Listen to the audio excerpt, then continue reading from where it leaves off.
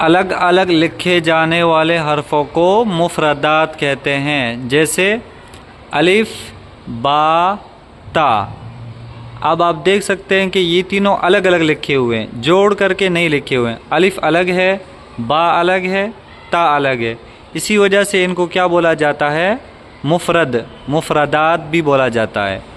Number 2، مرکب۔ مرکب کہتے ہیں ملے ہوئے الفاظوں کو مرکب بولا جاتا ہے، جیسے لام با، لام الف، لام جیم۔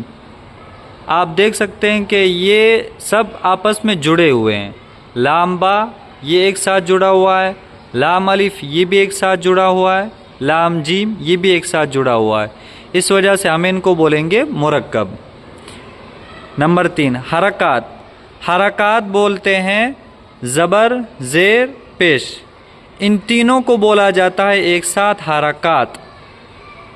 اور حرکت بولتے ہیں ایک زبر، ایک زیر یا پھر ایک پیش، جیسے حمزہ زبر آ، با زیر بی، تا پیش تو۔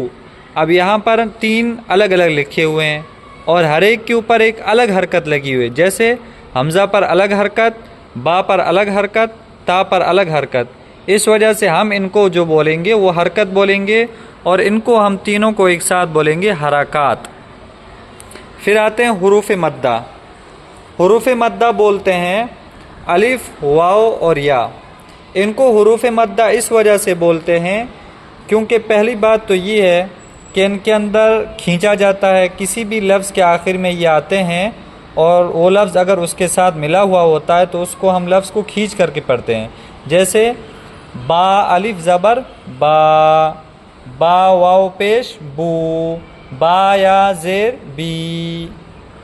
ان کو حروف مدہ اس وجہ سے بولا جاتا ہے کیونکہ ایک تو اس میں مدہ ہوتا ہے، دوسرا یہ خود حروف ہے۔ حروف کہتے ہیں ایک حرف کو، جیسے الف ایک حرف ہے، با ایک حرف ہے، تا ایک حرف ہے، اسی طرح الف، وا اور یا یہ تینوں کیا ہیں؟ حروف ہیں، اس وجہ سے ان کو حروف مدہ بھی بولا جاتا ہے۔ پھر ہم آتے ہیں صرف مدہ کی طرف۔ ہم نے اس سے پہلے جو پڑھا تھا وہ تھا حروف مدہ، اب یہ صرف مدہ، اور مدہ 3 ہے، کھڑا زبر، کھڑی زیر اور الٹا پیش۔ ان کو حروف مدہ اس وجہ سے نہیں بولا جاتا کیونکہ الف سے لے کر کے یا تک یہ کہیں پر بھی نہیں آتے، جیسے الف، با، تا، سا، جیم، ہا، خو، تو ان سب حرفوں کے بیچ میں کہیں پر بھی ایسا نہیں آتا ہے کہ کھڑا زبر، کھڑی زیر، الٹا پیش، اس وجہ سے ان کو صرف مدہ بولا گیا ہے کیونکہ یہ صرف مد کا کام کرتے ہیں، یہ حروف نہیں ہیں۔ اب آتے ہیں ہم حروف لین کی طرف۔ حروف لین کہتے ہیں کہ ایسے 2 حرف جو اگر کہیں استعمال ہو جائے تو اس وقت ان حرفوں کو کھینچا نہ جائے۔ ایسے حروف صرف 2 ہیں، واو اور یا۔ ان کا رول یہ ہے کہ جہاں کہیں پر بھی آئیں گے ان سے پہلے ہمیشہ زبر ہوگا، جیسے واو ہے، واو ساکن بھی ہے، واو ساکن سے پہلے ہمیشہ کیا آ رہا ہے؟ اس کے اوپر زبر آ رہا ہے، اور یا ساکن ہے، یا ساکن سے پہلے بھی کیا آئے گا؟ زبر آئے گا، جیسے حمزہ واو زبر او، حمزہ یا زبر ای، ان کو کھینچا نہیں جائے گا بلکہ جلدی سے ان کو پڑھا جائے گا، ان کو بولا جاتا ہے حروف لین۔ پھر آتے ہیں تنوین کی طرف۔